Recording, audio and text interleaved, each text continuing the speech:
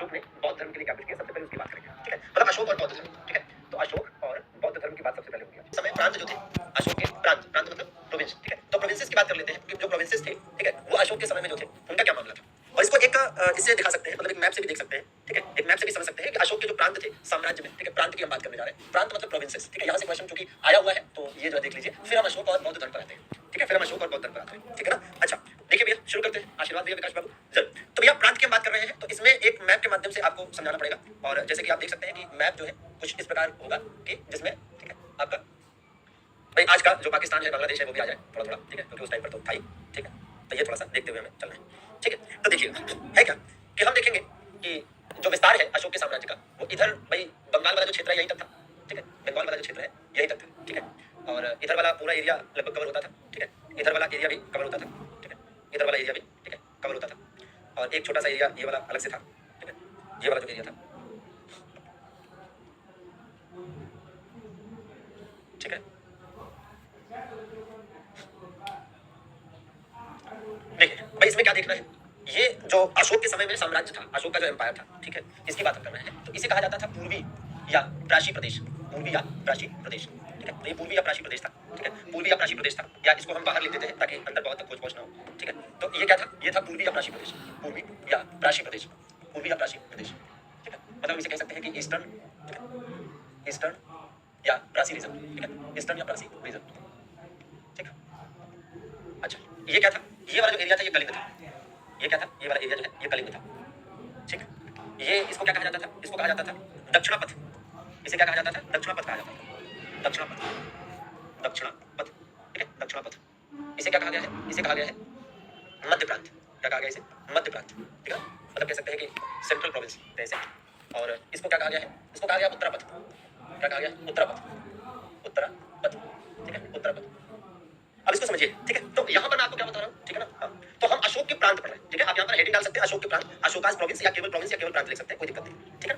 अब इसमें है क्या कि आप सीधे तौर पर दोस्तों ये देख रहे हैं कि अशोक का साम्राज्य जो था उसमें 5 प्रांत थे। अशोक का जो साम्राज्य था, अशोक का जो एम्पायर था, इसमें कुल मिलाकर 5 प्रोविंसेस थे, ठीक है। कितने, 5 प्रोविंसेस थे, 5 स्टेट थे। जैसे आज की डेट में भारत है, जैसे आज की डेट में भारत है, तो भारत 29 स्टेट्स है, भारत में 29 स्टेट्स है, ठीक है। 29 क्या तो 28 है, ठीक है। जम्मू कश्मीर जब से यूटी हो गया, तो जैसे भारत में 28 स्टेट है, वैसे ही जो अशोक का एम्पायर था उसमें 5 स्टेट थे, कितने, 5 स्टेट थे। अब ये जो 5 स्टेट थे, इसमें सीधे सीधे दिख रहा है कि ये क्या था, ये भैया हुआ करता था पूर्वी या प्राची प्रदेश। इसको क्या कहते थे, ये पूर्वी या प्राची प्रदेश था। तो इस चीज का ध्यान देंगे कि ये क्या था भैया, ये पूर्वी या प्राची प्रदेश था, ठीक है। ये क्या था, ये पूर्वी या प्राची प्रदेश कहलाता था। इसी प्रकार से आप देखिए ये वाला जो था इसे क्या कहा जाता था, ये कलिंग कहलाता था। ये क्या कहलाता था, ये कलिंग कहलाता था। इसी प्रकार से ये जो था इसे क्या कहा गया है, इसे दक्षिणापथ कहा गया। ये मोटी मोटा बना रहा हूं, कोई मैप अशोक ने नहीं दिया है, उसी के आधार पर मैं बनाऊं, ठीक है ना। हां ये मोटी मोटा बना रहा हूं। ये क्या था, ये बीच में था, और ये क्या है, ये साथियों मध्य प्रांत था। ये क्या था, मध्य प्रांत था। और इसी प्रकार से आप देखेंगे कि भैया ये है ना, ये वाला रीजन देख लीजिए, है ना। जैसे इस वाले कलर से बनाया है, ठीक है। तो ये आप देख सकते हैं, ये उत्तरापथ था, ठीक है। उत्तरापथ ये वाला था, ये उत्तरापथ वाला क्षेत्र था, ठीक है, उत्तरापथ वाला क्षेत्र था। अब इसमें क्या है कि जैसे अब ये वाला एरिया किसका था, ठीक है। तो हम कह सकते हैं कि ईरानियों का हो सकता है, या हो सकता है कि इसका विस्तार थोड़ा और इधर रहा हो। ये क्लियर नहीं है क्योंकि किसी हिस्टोरियन ने अशोक के टाइम का कोई ऐसा मैप तो अवेलेबल है, ठीक है ना। अच्छा अब इसमें एक चीज का ध्यान रखेंगे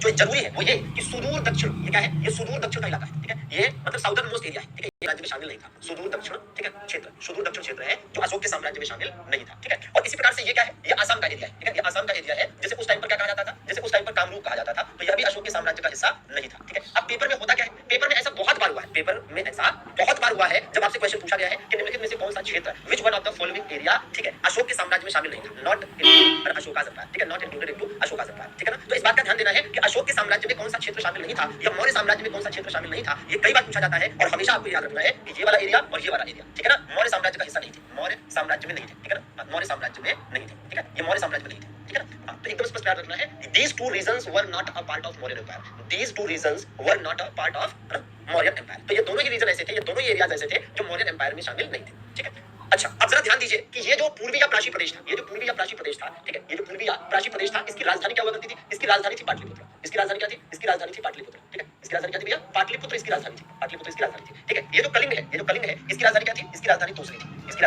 राजधानी तोसली थी। क्या थी राजधानी इसकी, तोसली इसकी राजधानी थी, ठीक है। ये जो दक्षिणापथ था, ये जो दक्षिणापथ था, इसकी राजधानी क्या थी, इसकी राजधानी सुवर्णगिरी थी। क्या थी इसकी राजधानी, सुवर्णगिरी इसकी राजधानी थी। क्या थी इसकी राजधानी भैया, सुवर्णगिरी इसकी राजधानी थी, सुवर्णगिरी इसकी राजधानी थी। ये जो मध्य प्रांत था, इसकी राजधानी क्या थी, इसकी राजधानी अवंती थी। क्या थी भैया, अवंती इसकी राजधानी थी। क्या, अवंती इसकी राजधानी थी। ये जो उत्तरापथ था, इसकी राजधानी क्या थी, इसकी राजधानी थी तक्षशिला, कैपिटल मतलब तक्षशिला। क्या थी भैया, तक्षशिला, ठीक है। क्या थी, तक्षशिला, ठीक है, तक्षशिला, ठीक है। तो बिल्कुल याद करना है। अब आपके दिमाग में आएगा कि सर बाकी सब तो ठीक है, ये बताओ जरा, ठीक है। तो आइए जरा ये भी बता देते हैं कि ये वाला जो एरिया है, ये वाला जो आप एरिया देख रहे हैं, इस वाले एरिया के साथ क्या स्थिति थी। इस वाले एरिया की अगर हम बात करें, ठीक है, इस वाले एरिया की हम बात करें तो ये भी काफी इंपॉर्टेंट है, ठीक है। ये वाला एरिया गुजरात का सौराष्ट्र प्रांत कहलाता था। क्या कहलाता था भैया? ये गुजरात का सौराष्ट्र प्रांत वाला रीजन था, ठीक है। अब इस एरिया के बारे में अगर हम बात करते हैं, इस एरिया के बारे में बात करें तो देखिए क्या है, ये था भैया सौराष्ट्र प्रांत। ये क्या था? ये था सौराष्ट्र प्रांत, ठीक है, सौराष्ट्र प्रांत, ठीक है, ये सौराष्ट्र प्रांत था, ठीक है, सौराष्ट्र। अब यहाँ ध्यान दीजिए कि ये जो सौराष्ट्र है, ये जो सौराष्ट्र है, ये पूरी तरीके से, ठीक है, हाँ, ये क्या था? ये डायरेक्ट कंट्रोल में नहीं था, मौर्य एम्पायर के डायरेक्ट कंट्रोल में नहीं था, ठीक है ना? हाँ जी भैया, ये मौर्य एम्पायर के डायरेक्ट कंट्रोल में नहीं था, बल्कि यहाँ पर राज्यपाल हुआ करते थे, यहाँ पर राज्यपाल हुआ करते थे, ठीक है, गवर्नर हुआ करते थे। और आपको याद हो अगर तो भैया यहाँ का राज्यपाल चंद्रगुप्त मौर्य के समय में कौन था? याद है? पुष्यगुप्त था। और अशोक के समय में तुषार था, ठीक है ना? हाँ जी, तुषार था, ठीक है ना? चलिए, तो इस बात को आपको विशेष रूप से ध्यान देना है। और ये एक शानदार सी जबरदस्त सी आपके पास मैप हो गया जो आपको एज इट इज ध्यान देना है, ठीक है भैया। एक बार फिर से एक्सप्लेन कर दूं कि हम यहाँ पर डिस्कस कर रहे हैं किसके बारे में, ठीक है, हम यहाँ पर डिस्कस कर रहे हैं मौर्यन एम्पायर, अशोक एम्पायर के, ठीक है, प्रोविंसेस के बारे में कि कितने राज्य थे, कितने प्रांत थे। तो 5 थे, आप देख सकते हैं, आप चाहें तो इसको मैं मेंशन भी कर दूं कि ये हो गया 1, ये हो गया 2,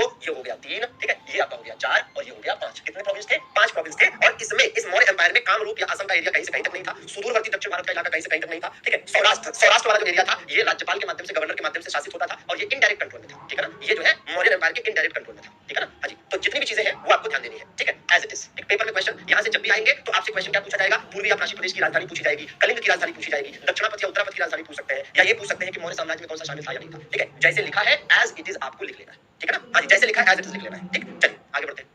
अब हम बात करेंगे अशोक और बौद्ध धर्म, ठीक है। किसकी बात करेंगे भैया? अशोक और बौद्ध धर्म, अशोक एंड बुद्धिज्म, ठीक है ना? तो आइए देख लेते हैं अशोक और बौद्ध धर्म के बारे में जो चीजें पढ़नी है, जाननी है, समझनी है, ठीक है, काफी इंपॉर्टेंट है। अशोक ने बौद्ध धर्म के लिए क्या कुछ किया वही हम यहाँ पर जानने जा रहे हैं, ठीक है ना? वही हम यहाँ से जानने जा रहे हैं, ठीक है ना? ठीक है, तो कहीं से कहीं तक ऐसी दिक्कत नहीं होगी।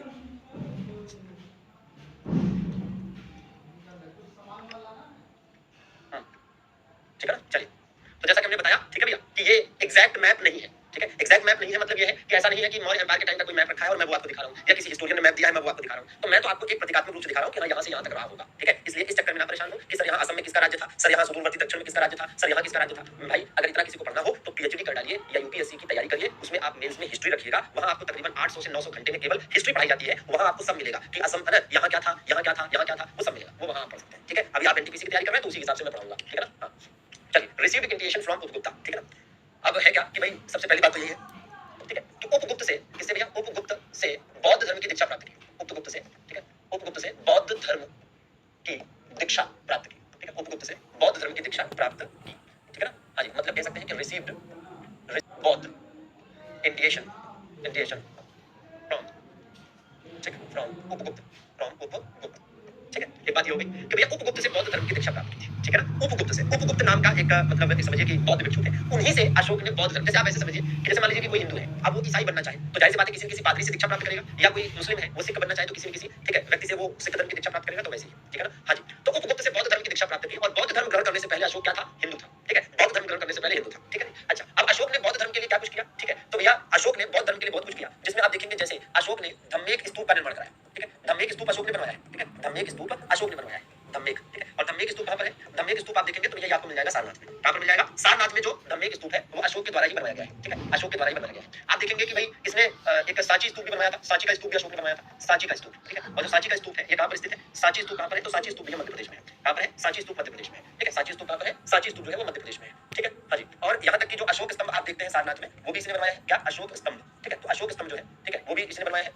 अशोक स्तंभ जो है वो भी इसी ने बनवाया है और काफी फेमस है। और अशोक स्तंभ इस वजह से भी फेमस है, आपको याद होगा कि भैया अशोक स्तंभ जो है, ठीक है, हाँ, जो अशोक स्तंभ है आपको याद होगा यहीं से भारत का जो राजकीय चिन्ह है, नेशनल एम्बलम है, वो भी लिया गया है, तो वो भी आपको याद करना है, अशोका स्तंभ, ठीक है, अशोका स्तंभ। और कहाँ पर स्थित है ये? वही सारनाथ में स्थित है। कहाँ पर स्थित है भैया? वही सारनाथ में ही स्थित है। तो एज इट इज सेम आपको याद करना है, सारनाथ में स्थित है। और इसी प्रकार से और आगे बढ़े कि और अशोक ने इसके लिए क्या कुछ किया है, तो याद होगा आपको कि भैया अरे पुत्र महेंद्र, अरे इसका पुत्र था महेंद्र, ठीक है, पुत्र महेंद्र और पुत्री संघमित्रा, पुत्र महेंद्र तथा पुत्री संघमित्रा को, पुत्री संघमित्रा को, ठीक है, संघमित्रा को बौद्ध धर्म के प्रचार के लिए, बौद्ध धर्म प्रचार हेतु, बौद्ध धर्म प्रचार हेतु श्रीलंका भेजा। ये कई बार पूछा गया है, प्रचार हेतु श्रीलंका भेजा, ठीक है, श्रीलंका भेजा। तो ये भी आपको ध्यान रखना है, ठीक है, ये भी एज इट इज आपको ध्यान देना है, ठीक है ना? ठीक, तो बिल्कुल याद करने की जरूरत है आपको, ठीक, ठीक है, मतलब सीधा सीधा यहाँ पर लिख सकते हैं कि मैं।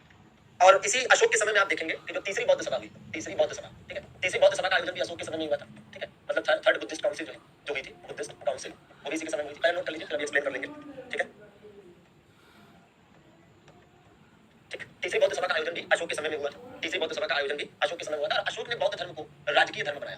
अशोक ने बौद्ध धर्म को क्या किया, राजकीय धर्म बनाया, मतलब स्टेट रिलीजन बनाया। जो पहले चीजें बताई थी और जो अभी आपको सामने दिख रही है स्क्रीन पर, इन दोनों को मिलाकर मैं आपको अशोक और अशोक के बौद्ध धर्म के प्रति क्या कुछ चीजें करी उस सबके बारे में आपको बताता हूं, जरा ध्यान दीजिएगा। सबसे पहले तो आप ये समझिए कि अशोक शुरू में बहुत निरंकुश, मतलब निरंकुश तो नहीं कह सकते, बहुत खतरनाक शासक था, युद्ध बहुत करता था, अच्छे अच्छों को मारने से काटने से इतराता नहीं था, ठीक है। फिर अशोक ने क्या किया भाई, 261 ईसा पूर्व 261 बीसी में जब कलिंग का युद्ध लड़ा, ठीक है ना, क्या लड़ा, कलिंग का जब युद्ध लड़ा, तो इस कलिंग के युद्ध में हुए भीषण रक्तपात को देखकर अशोक का मन व्याकुल हुआ, अशोक का हृदय परिवर्तन हुआ और अशोक ने ये जो युद्ध है, ये जो मार काट है, इन सबको छोड़कर इसने शांति का मार्ग अपनाया और इसके लिए अशोक ने सबसे पहले बौद्ध धर्म को स्वीकार किया, उपगुप्त से बौद्ध धर्म की शिक्षा ली। फिर इसके बाद अशोक ने बौद्ध धर्म के मार्ग पर चलना शुरू किया। बौद्ध धर्म से जुड़ी जो तीर्थ यात्राएं हैं वो किसने की, और वो धम्म यात्राएं की, मतलब जैसे समझिए कपिलवस्तु गया, लुम्बिनी गया, सारनाथ गया, जो विभिन्न जगहें हैं जो बौद्ध धर्म से संबंधित, वहां पर अशोक गया, मतलब तीर्थ यात्राएं जिसको हम धम्म यात्राएं कहते हैं, वो करी। और इस दौरान अशोक ने फिर धीरे-धीरे चीजों को समझा और बौद्ध धर्म को अपना स्टेट रिलीजन, अपना राजकीय धर्म बनाया। और यहां तक कि अशोक ने अपने ही संरक्षण में, अपनी देखरेख में तीसरी बौद्ध सभा अर्थात थर्ड बुद्धिस्ट काउंसिल का भी आयोजन कराया और अशोक ने बौद्ध धर्म को नेशनल लेवल पर और इंटरनेशनल लेवल पर आगे बढ़ाने का काम किया। और इसके लिए अशोक ने, याद करिए हमने बताया था कि अपने शिलालेख में, अपने स्तंभ लेख में बकायदा अशोक ने इसके संबंध में बहुत सारी चीजों को लिखवाकर जनता के समक्ष पेश करने का, उसके बीच में प्रचार करने का काम किया। अशोक के द्वारा बौद्ध धर्म के प्रचार के लिए धम्म महामात्रों को अपॉइंट किया गया। अशोक के द्वारा बौद्ध धर्म के प्रचार के लिए धम्म महामात्रों को अपॉइंट किया गया। धम्म महामात्रों का काम था कि अलग अलग क्षेत्रों में, अलग अलग रीजन्स में जाना और बौद्ध धर्म के बारे में, बुद्धिज्म के बारे में लोगों को अवेयर करना, लोगों को बताना। यहां तक कि अशोक ने बौद्ध धर्म के लिए इतना बड़ा त्याग किया, इतना बड़ा सैक्रिफाइस किया कि अपने ही बेटे महेंद्र और अपनी ही बेटी संघमित्रा को बौद्ध धर्म का प्रचार करने के लिए श्रीलंका भेजा। और कहते हैं कि बौद्ध धर्म का गमन, ठीक है, श्रीलंका, नेपाल तथा म्यांमार जैसे देशों में अशोक के समय में हुआ, ठीक है ना। हाँ जी, बौद्ध धर्म का गमन जो है किसके समय में हुआ भैया, तो इसी के समय में सच हुआ। कहां पर, अंतरराष्ट्रीय स्तर पर, ठीक है ना। हाँ जी, तो मतलब कह सकते हैं कि conversion of Buddhism to Sri Lanka, Nepal and Myanmar, ठीक है ना। हाँ जी, अब देखिए जरा इस बात को यहां पर मैं मेंशन करना चाहूंगा, क्या मैं मेंशन करना चाहूंगा कि भाई इस चीज को यहां पर कि भाई बौद्ध धर्म का, ठीक है, बौद्ध धर्म का श्रीलंका, नेपाल, ठीक है, श्रीलंका, नेपाल तथा म्यांमार में, ठीक है, म्यांमार मतलब बर्मा, म्यांमार में गमन, ठीक है, म्यांमार में गमन इसी के समय में हुआ, ठीक है। हाँ, म्यांमार में गमन इसी के समय में हुआ, मतलब कह सकते हैं कि एक तरह से conversion of to Sri Lanka, Nepal and Myanmar, ठीक है। Buddhism came to Sri Lanka, Nepal and Myanmar in Ashoka's time period, ठीक है ना। हाँ, ठीक है, तो इसको थोड़ा सा दूसरे वे में लिख लेते हैं इंग्लिश में कि बुद्धिज्म, ठीक है, बुद्धिज्म केम टू, ठीक है, केम to Sri Lanka, Nepal and Myanmar, ठीक है। अब इसमें एक चीज ये भी है कि किसी न किसी के दिमाग में आएगा कि सर चाइना में, जापान में, कोरिया में बौद्ध धर्म का गमन किसके समय में हुआ। तो देखिए अशोक के समय में बौद्ध धर्म का गमन नेपाल, म्यांमार और श्रीलंका जैसे देशों में हुआ और आगे चलकर कनिष्क के समय में बौद्ध धर्म का गमन चीन, कोरिया और जापान जैसे देशों में हुआ, ठीक है। इस प्रकार से हम ये कह सकते हैं कि अशोक ने बौद्ध धर्म को न केवल राष्ट्रीय स्तर पर, मतलब नेशनल लेवल पर, बल्कि अंतरराष्ट्रीय स्तर पर, मतलब इंटरनेशनल लेवल पर फेमस किया, ठीक है। मतलब कह सकते हैं कि Buddhism become famous eight national and international level in the time period of Ashoka, in the time period of Ashoka, ठीक है। तो सिंपल सी चीज आपको ध्यान देना है कि भाई बौद्ध धर्म राष्ट्रीय और अंतरराष्ट्रीय स्तर पर अशोक के समय में प्रसिद्ध हुआ, ठीक है ना। हाँ जी, तो इस चीज को आपको नोट करना है, याद करना है। जैसे भी चाहे तो आप एक अलग पॉइंट में लिख सकते हैं कि भैया बौद्ध धर्म, ठीक है, बौद्ध धर्म, ठीक है, प्रसिद्ध हुआ, ठीक है, प्रसिद्ध हुआ, बौद्ध धर्म प्रसिद्ध हुआ। अब इसमें क्या है, जो चीज बताई उसको मेंशन नहीं कर सकते, मतलब बुद्धिज्म बिकम फेमस, ठीक है, बुद्धिज्म, ठीक है, बिकम, इसको लिखते चलेंगे, बुद्धिज्म बिकम फेमस, ठीक है। कहां पर भैया, जब आप कहोगे, ठीक है, कहां, श्रीलंका, नेपाल, ठीक है, एंड म्यांमार, तो किसके टाइम पे, और जब आप कहोगे चाइना, ठीक है, जापान और कोरिया, तो किसके टाइम पे, ठीक है। तो सीधी सी बात है कि इन तीनों देशों में किसके समय में, अशोक के समय में, ठीक है, अशोक के समय में, ठीक है, इन अशोकास टाइम, ठीक है, और इन तीनों देशों में कनिष्क के समय में, ठीक है, इन कनिष्क टाइम, ठीक है, कनिष्क के समय में, ठीक है, सिंपल सी चीज है, ठीक है। तो इस चीज का ध्यान देना है कि बौद्ध धर्म है ना फेमस हुआ या प्रसिद्ध हुआ या गया कहां, श्रीलंका, नेपाल, म्यांमार, अशोक के समय में, चाइना, जापान, कोरिया, कनिष्क के समय में, ठीक है। और किस प्रकार से इस चीज का ध्यान दीजिएगा, ठीक है ना। क्या कि बौद्ध धर्म राष्ट्रीय, बौद्ध धर्म राष्ट्रीय तथा अंतरराष्ट्रीय स्तर पर, अंतरराष्ट्रीय स्तर पर, ठीक है, अशोक के समय में प्रसिद्ध हुआ, समय में प्रसिद्ध हुआ, ठीक है, प्रसिद्ध हुआ, ठीक है। ये बात हो गई आपकी कंप्लीट, ठीक है। इसको एज इट इज कर लेंगे याद, ठीक है, एज इट इज आपको याद कर लेना है। अब देखिए क्या है, अब ये अशोक वाला मामला खत्म हुआ है, ठीक है ना, ठीक है, ठीक है। अशोक के टाइम में बहुत, अशोक के टाइम में गौतम बुद्ध थे ही नहीं, तो गौतम बुद्ध से कहां से मिलेंगे, ठीक है ना। हाँ, आगे कनिष्क के बारे में पढ़ाऊंगा, अभी नहीं, ठीक है, कनिष्क का पूरा एक चैप्टर ही अलग है। अब देखो याद करो भाई, ठीक है। अब जरा ध्यान दीजिए कि आपको जो चीजें बताई गई हैं, ठीक है, उसमें क्या क्या बची हुई है। अब मौर्यकालीन अधिकारियों की बात कर लेते हैं, ठीक है, मौर्यकालीन अधिकारियों की। आपको कल की डेट में, कल वाले सेशन में आपको बता दिया था कि जो अशोक की उपाधियां है, अशोक की उपाधियां कल वाली क्लास में बताई थी, ठीक है ना। अशोक की उपाधियां कल, जिसको जितने लोग कह रहे हैं रिपीट करें ना, उतने लोगों को कहूंगा रिकॉर्डेड सेशन बाद में देख लेना, ठीक है। चलिए ध्यान दीजिए भाई, अशोक की उपाधियां, जो अशोक की उपाधियां है आपको कल बताई थी, ठीक है। अब इसमें जरा ध्यान दीजिएगा कि भैया जो इंपॉर्टेंट है वो भी आपको बता दिया था, तो आपने याद कर लिया होगा, ठीक है, निश्चित रूप से। और ये जो बताया था कि बौद्ध धर्म के प्रचार के लिए किसको कहां भेजा गया, तो इसमें भी स्टार लगा दिया था, जो मेन है उसको आपको याद करना था। अब जरा इसको देखिए, ठीक है, कि मौर्यकालीन अधिकारी, तो मौर्यकाल में जो अधिकारी होते थे, ऑफिशियल्स होते थे, उनका मामला क्या है, ठीक है ना। हाँ, देखिए देखिए, मंत्री या पुरोहित, प्रधानमंत्री तथा प्रमुख धर्माधिकारी थे। मतलब मंत्री किसे कहा जाता था या पुरोहित किसे कहा जाता था, तो मंत्री या पुरोहित होते थे। तीर्थ क्या होता था, तीर्थ मौर्यकालीन अधिकारियों को समझिए तीर्थ कहा जाता था। मौर्यकाल में अधिकारियों को क्या कहा जाता था, तीर्थ कहा जाता था, ठीक है ना। मौर्यकाल में अधिकारियों को तीर्थ कहा जाता था। जैसे जो मंत्री या पुरोहित होते थे वो प्रधानमंत्री जैसा पद था और ये प्रमुख धर्माधिकारी थे। ठीक है ना, इसी प्रकार से ठीक है क्या था, मिनिस्टर या प्रीस्ट जो है ये क्या थे, he was the prime minister and the chief religious authority, ठीक है, तो चीफ रिलीजियस अथॉरिटी थे और प्राइम मिनिस्टर थे, ठीक है, तो जो मिनिस्टर थे या फिर जो मंत्री थे या पुरोहित थे वो चीफ रिलीजियस ऑफिसर थे और साथ में प्राइम मिनिस्टर भी थे। युवराज की बात करें तो युवराज कौन होता था, राजा का उत्तराधिकारी, ये तो आप जानते हैं, ठीक है ना, हाँ जी, युवराज मतलब प्रिंस, ये किंग्स सक्सेसर होता था, ठीक है ना। इसी प्रकार से देखिए सन्निधाता, राजकीय कोषागार का प्रधान अधिकारी, राजकीय कोषागार का प्रधान अधिकारी जो होता था वो सन्निधाता कहलाता था, मतलब कोषाध्यक्ष, मतलब ऐसे कह लीजिए कि principal officer of the state treasury, ठीक है, तो principal officer of the state treasury, ठीक है ना, principal officer of the state treasury, इसको क्या कहा जाता था, इसको सन्निधाता कहा जाता था, क्या कहा जाता था, सन्निधाता, और इसको इंग्लिश में भी सन्निधाता ही कहें तो ज्यादा बेहतर है, ठीक है, सन्निधाता, ठीक है, सन्निधाता कहा जाता था, ठीक बात है, क्या कहा जाता था भैया, सन्निधाता कहा जाता था, ठीक बात है। अच्छा, समाहर्ता, समाहर्ता आज के कलेक्टर जैसा था, ठीक है ना, समाहर्ता जो था वो आज के कलेक्टर जैसा था, राजस्व विभाग का सर्वोच्च अधिकारी होता था, राजस्व विभाग का सर्वोच्च अधिकारी होता था, ठीक है, आप समझिए कि highest official of revenue department, मतलब जैसे फाइनेंस मिनिस्टर जैसा था, टैक्स कलेक्टर था, ठीक है, टैक्स कलेक्टर था। अब पेपर में अगर हम क्वेश्चंस की बात करते हैं, ठीक है, तो इसमें ज्यादातर क्वेश्चन समाहर्ता से और सन्निधाता से पूछा गया है, ठीक है ना, हाँ जी भैया, तो एज इट इज आपको याद करना है, ठीक है, एज इट इज आपको याद करना है। क्या क्वेश्चन आएगा कि राजकीय कोषागार का प्रधान अधिकारी क्या कहलाता था, आप बताएंगे सन्निधाता कहलाता था। आपसे कहेगा राजस्व विभाग का सर्वोच्च अधिकारी क्या कहलाता था, आप बताएंगे समाहर्ता कहलाता था, ठीक है ना, हाँ।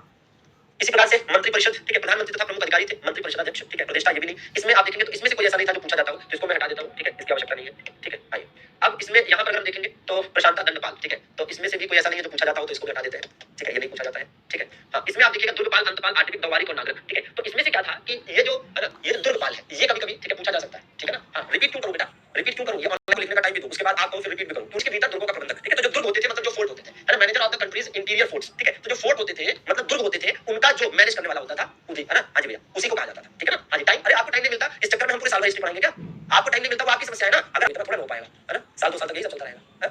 चलो दुर्गपाल, ठीक है, तो दुर्ग का मतलब होता था फोर्ट, ठीक है, जैसे लाल किला है आपने सुना होगा, ठीक है, लाल किला है या फिर और भी जगहों पर बहुत सारे किले हैं, फोर्ट है, ठीक है ना, हाँ, ठीक है, तो वो चीज है। अंतपाल सीमावर्ती दुर्गों का रक्षक, तो जो सीमावर्ती, देखिए वही चीज है कि देश के भीतर मतलब जो एम्पायर था, मौर्य एम्पायर था, उसके अंतर्गत जो दुर्ग होते थे, जो फोर्ट होते थे, उसका जो है ना रक्षक या प्रबंधक होता था उसे दुर्गपाल कहते थे, और जो सीमावर्ती मतलब बाउंड्री इलाके में जो फोर्ट होता था, बाउंड्री इलाके में जो फोर्ट होता था उसका जो संरक्षक या उसका प्रबंधक होता था उसको अंतपाल कहते थे, ठीक है ना। आठवीं, वन विभाग का सर्वोच्च अधिकारी, वन विभाग का मतलब ये तरह एक तरह से आप ऐसे समझिए कि जो फॉरेस्ट वाला सेक्टर था, जो फॉरेस्ट डिपार्टमेंट था, जो फॉरेस्ट डिपार्टमेंट था उसका जो हेड होता था उसको क्या कहते थे, उसको कहते थे आठवीं, उसको क्या कहते थे, उसको आठवीं कहते थे, ठीक है, क्या कहते थे उसको भैया, तो उसको आठवीं कहा जाता था, और आठवीं को आठवीं की इंग्लिश में लिखा जाए, ठीक है ना, आठवीं को आठवीं की ही इंग्लिश में लिखा जाए, ठीक है ना, तो बिल्कुल ठीक। इसी प्रकार देखिए दौवारिक है, राजमहल का प्रबंध व देखरेख करने वाला प्रधान अधिकारी, राजमहल का, ठीक है ना, हाँ जी भैया, ठीक है, हाँ ठीक, और नागरिक वगैरह तो नहीं, अब इसमें मैं आपसे कहूंगा कि ये तीन आप याद कर लीजिए, ठीक है ना, ये तीन आपको याद करने हैं, ठीक है, क्या भैया, ये आपका आठवीं, अंतपाल और ठीक है दुर्गपाल, ठीक है, हाँ, दुर्गपाल मतलब फोर्ट कीपर कह सकते हैं, ठीक है, और अंतपाल को तो अंतपाल ही लिखा जाए, ठीक है, अंतपाल को अंतपाल ही लिखा जाए, ठीक है, ऐसा है, ठीक है। अब देखिए ऐसा है कि प्रमुख मौर्यकालीन अधिकारियों की बात करें तो अधिकारियों, अधिकारी और कार्य, जैसे महामात्य, ठीक है, प्रमुख अमात्य नगरों का अधिकारी, प्रमुख अमात्य जो होता था, जो नगरों का अधिकारी होता था, तो प्रमुख जो अमात्य होते थे मतलब जो मेन मिनिस्टर्स होते थे, ठीक है ना, मेन जो मिनिस्टर्स होते थे उनको महामात्य कहा जाता था, ठीक है, ठीक है, तो जो मतलब चीफ अमात्य थे, चीफ अमात्य थे उनको कहते थे महामात्य, ठीक है। इसी प्रकार से रूप दर्शक, ठीक है, सिक्कों का जांच, भाई सिक्के, सिक्के जहां पर ढाले जाते थे उसको टकसाल कहते थे, सिक्के जहां पर ढाले जाते थे उसको टकसाल कहते थे, ठीक है, जो सिक्के होते थे जहां पर ढाले जाते थे, जहां पर बनाए जाते थे उसको टकसाल कहा जाता था, ठीक है ना, उसको टकसाल कहा जाता था। तो इसकी जांच करने वाला जो अधिकारी होता था, ऑफिसर होता था, उसको रूप दर्शक कहते थे, क्या कहते थे उसको, उसको रूप दर्शक कहा जाता था, ठीक है भैया, क्या कहते थे इसे, इसे रूप दर्शक कहा जाता था, ठीक है, रूप दर्शक, तो ये भी नोट करेंगे क्या कहा जाता था इसको, इसको रूप दर्शक कहा जाता था, रूप दर्शक कहा जाता था, ठीक बात है, रूप दर्शक, ठीक, तो ये भी इंपॉर्टेंट है, रूप दर्शक इंपॉर्टेंट है। अमात्य, योग्य अधिकारियों के समूह को अमात्य कहा जाता था, ठीक है ना, अमात्य किसे कहा जाता था, group of qualified officers, group of qualified officers को क्या कहते थे, अमात्य कहते थे। अग्रमात्य प्रधानमंत्री का पद था, तो काफी इंपॉर्टेंट है कि अग्रमात्य कौन होता था भैया, अग्रमात्य जो है वो प्रधानमंत्री का पद था, ठीक है ना, प्रधानमंत्री का पद था, तो इसको तीनों को याद करना है आपको। प्रतिष्ठा मंडल का प्रमुख प्रधान अधिकारी था, ठीक है ना, हाँ, आज मैथ की क्लास नहीं होनी है भैया, ठीक है, आज एस्ट्रोनोमी रज्जुक, ठीक है, हाँ, ठीक है, रज्जुक थोड़ा सा याद कर लीजिएगा, रज्जुक, ठीक है, क्या भैया, रज्जुक आपको याद करना पड़ेगा, रज्जुक इंपॉर्टेंट है, ठीक है, क्या रज्जुक, ठीक है, रज्जुक क्यों इंपॉर्टेंट है, तो रज्जुक इसलिए इंपॉर्टेंट है क्योंकि आप देखेंगे कि रज्जुक जो था ना, रज्जुक क्या था, साम्राज्यों में न्याय व राजस्व का अधिकार, न्याय व राजस्व का अधिकार, ठीक है ना, हाँ, ठीक है। अब देखिए officer of justice and revenue, officer of justice and revenue, ठीक है ना, officer of justice and revenue, ठीक है ना, हाँ, ठीक है, हाँ? भारत में कोई शासक गौतम बुद्ध से बहुत लोग मिले, है ना, मगध का राजा बिम्बिसार गौतम बुद्ध से मिला, ठीक है, अजात शत्रु उसके समय में थे, ठीक है, अजात शत्रु भी गौतम बुद्ध के समय में थे, उदयन भी था, ठीक है, और प्रसेनजीत भी थे, ठीक है, तो बहुत सारे राजा थे जो गौतम बुद्ध से मिले, कहीं नहीं मिलेंगे। चलिए स्त्री महामात्रों की बात करें तो खैर ये उतना इंपॉर्टेंट नहीं, सौवर्णिक, टकसाल का प्रमुख अधिकारी, टकसाल, अब देखिए दो चीजें यहाँ कंफ्यूज हो सकता है, ठीक है ना, हाँ, ठीक है, आप जरा ध्यान दीजिए कि एक है सौवर्णिक, यहाँ पर देखिए सौवर्णिक लिखा है और यहाँ पर देखिए रूप दर्शक लिखा है, तो रूप दर्शक का काम था सिक्कों की जांच करने वाला, सिक्कों की शुद्धता की जांच करने वाला, ठीक है, सिक्कों की शुद्धता की जांच करने वाला रूप दर्शक, और सिक्के जहां पर ढाले जाते हैं उसको टकसाल कहते हैं, ठीक है, तो सौवर्णिक, ठीक है, ऐसे क्या कर सकते हैं, 100 रुपए 200 रुपए 300 रुपए, तो उसका नाम सौवर्णिक था, तो टकसाल का प्रमुख अधिकारी था, कौन, सौवर्णिक हेड ऑफ मिंट, ठीक है ना, तो ये टकसाल का प्रमुख अधिकारी था, ठीक है, तो इसको भी याद करना है, तो जिस पर स्टार लगा है उसे जरूर याद करिए, ठीक है ना, ठीक है। धम्म महामात्र का काम क्या था, धम्म महामात्र का काम था समाज में सामंजस्य की स्थिति बनाए रखना, ठीक है, महामात्र सर्प, ये इंपॉर्टेंट है। गुप्तचर विभाग का प्रमुख क्या कहलाता था, कई बार एग्जाम में पूछा जाता है कि गुप्तचर विभाग, अलग अलग एग्जाम में, कभी काफी एग्जाम में पूछा गया हो, गुप्तचर विभाग का प्रधान, तो जो गुप्तचर विभाग था मतलब जो इंटेलिजेंस डिपार्टमेंट होता था, उस इंटेलिजेंस डिपार्टमेंट का जो हेड था उसे महामात्र सर्प कहा जाता था, महामात्र सर्प कहा जाता था, ठीक है ना, चलिए युक्तक की बात करें तो युक्तक जिला में राजस्व वसूली का कार्य करने वाला अधिकारी युक्तक कहलाता है, ठीक है, मतलब हर डिस्ट्रिक्ट में जो रेवेन्यू कलेक्शन का काम करता था, रेवेन्यू कलेक्शन का काम करता था, ठीक है ना, वो युक्तक कहलाता था, ठीक है, क्या कहलाता था, युक्तक कहलाता था, ठीक है, तो उस बात का भी थोड़ा सा ध्यान रखने के लिए ध्यान से। सीताध्यक्ष, ठीक है, देखो बेटा ऐसा है करूंगा इंटरव्यू लेने के लिए कि हाँ बेटा बताओ कैसे पढ़ाई करी, कहाँ से पढ़ाई करी, कैसे सेलेक्ट हुए, कौन से पोस्ट पर सेलेक्ट हुए, तब मुझे अच्छा लगेगा। यहाँ आप कितने भी तारीफ के बेटे राहुल का क्या हुआ, अरे ये तो राहुल ही जानेगा राहुल का क्या हुआ है ना, किताबों में थोड़ा लिखा है कि गौतम बुद्ध के बेटे राहुल का क्या हुआ है ना। अब क्वेश्चन वो पूछिए जो थोड़ा सा रेलिवेंट हो, ठीक है ना। देखिए जो इंपॉर्टेंट है उस पर स्टार लगाते चल रहे हैं, बाकी ध्यान रहे कि जिन पर स्टार लगा रहे हैं उसको अपनी कॉपी में लिखकर याद करना है, बाकी छोड़ देना है, ठीक है ना। चलिए सीताध्यक्ष, ठीक है। तो कृषि विभाग का जो अध्यक्ष होता था उसे सीताध्यक्ष कहते हैं, मतलब जो चेयरमैन ऑफ एग्रीकल्चर डिपार्टमेंट था, मतलब एग्रीकल्चर डिपार्टमेंट का जो हेड था, ठीक है ना। एग्रीकल्चर डिपार्टमेंट का जो हेड था उसे सीताध्यक्ष कहा जाता था, ठीक है। आकाराध्यक्ष खानों का, खान मतलब समझ खान माइंस, जो माइंस होती है कहीं कोयले की है, आज के टाइम में तो कोयले की, सोने की, चांदी की, सबकी खान होती है। उस टाइम पे जो भी खान होती थी, कोयले वाले की खान तो नहीं होती, नहीं होगी है ना। गोल्ड की माइन हो सकती है कि होती नहीं, वो और चीज होती है, ठीक है ना। तो खानों का अध्यक्ष आकाराध्यक्ष, ठीक है ना, ठीक है। तो आकाराध्यक्ष होता था, ठीक है। क्या होता था आकाराध्यक्ष, मतलब head of mines, head of mines जो था, ये दोनों जरा याद कर लीजिए, ठीक है। लक्षणाध्यक्ष, शुल्काध्यक्ष, मुद्राध्यक्ष, संस्थाध्यक्ष, इसको छोड़ दीजिए, इसको याद नहीं करना है। अब जरा देखिए ये वाला क्वेश्चन कई बार पूछा गया, ये दोनों ही क्वेश्चन डबल स्टार लगा हुआ है इसमें, वो पूछा गया, बहुत बार पूछा गया, ठीक है ना। हाँ जी, हाँ, ये भी तुम्हारे पेपर में आएगा कि हमारे कितने बच्चे हैं, देख लो पढ़ाई अच्छी चल कर रहे हैं, कमेंट बॉक्स में ध्यान नहीं दे रहे हैं, उनको ये कहूंगा कि आपका अच्छा खासा जो कंपटीशन है वो कुछ लोग कम कर रहे हैं। बहुत सारे ऐसे लोग भी हैं क्लास में जो जिनसे आपका काम मैक्सिमम, इतनी बेरोजगारी है कि 100 में से 1% लोगों का सिलेक्शन होता है, ठीक है ना। तो और इस 100 में से 1% लोगों का सिलेक्शन होता है, और ये जो 1% लोग सेलेक्ट होते हैं ना, ये जो 1% लोग सेलेक्ट होते हैं, इनका वास्तव में केवल और केवल 10% लोगों के साथ कंपटीशन होता है। क्यों? क्योंकि बाकी के 90% एक्चुअली में कंपटीशन के लायक ही नहीं है। क्यों? क्योंकि उस लायक कर्म ही नहीं कर रहे, ना उस लायक पढ़ाई कर रहे हैं, ना उस तरह की चीजें कर रहे हैं, ठीक है ना। अब देखिए कमेंट आ रहा है कि सर आप बार-बार आगाह करके कंपटीशन है कि 100 में से 1% सेलेक्ट होते हैं, और 1% लोग जो सेलेक्ट होते हैं उनका केवल 10% लोगों के साथ कंपटीशन होता है, बाकी के 90% ऑलरेडी कंपटीशन से बाहर है, वो रेस में है ही नहीं। खैर ये तो याद करना है, शिल्पियों का संगठन श्रेणी कहलाता था, और व्यापारियों का जो काफिला होता था उसको सातवां कहते थे, याद रहे, ठीक है भैया। तो श्रेणी और सातवां, ये दो बातें आपको ध्यान देनी है, श्रेणी और सातवां, ये दो बातें आपको ध्यान देनी है, ठीक है। क्या भैया मेंशन कर दे रहा हूं, ठीक है। एक तो श्रेणी आपको याद करनी है, क्या श्रेणी, और दूसरी सातवां, ठीक है, सातवां, ठीक है। तो श्रेणी किसे कहते थे भैया, श्रेणी क्राफ्ट्समैन ऑर्गेनाइजेशन जो था, और सातवां क्या, ग्रुप ऑफ ट्रेड ट्रेडर्स, ठीक है। चलिए तो ये दोनों आपको ध्यान देना है विशेष रूप से, बाकी तो इसमें और कुछ नहीं है सब, ठीक है। चलिए बाकी इजाजत दीजिए। तो इस प्रकार से आपका जो मौर्य एम्पायर है, मौर्य साम्राज्य है, वो खत्म हो गया, ठीक है ना। हाँ, अब इसके बाद आपसे कल जब मुलाकात करेंगे तो नया टॉपिक स्टार्ट कर रहे होंगे, ठीक है। नया टॉपिक स्टार्ट कर रहे हो तो नया टॉपिक क्या होगा वो भी सुन लीजिए, Sheshnag dynasty and Kanva dynasty, ये दोनों ही कल खत्म हो जाएगी क्योंकि दोनों छोटे टॉपिक है, ठीक है। तो शेषनाग और कण्व डायनेस्टी कल पढ़ने के लिए तैयार है, ठीक है। चलिए बहुत बहुत शुक्रिया आप सभी का। मैथ की क्लास अगली होती है, वो आज नहीं है क्योंकि सप्तम समय है, ठीक है। तो चलिए उसके लिए माफी चाहेंगे, बाकी आपकी जो क्लासेस है अपने समय अनुसार चलेगी। धन्यवाद।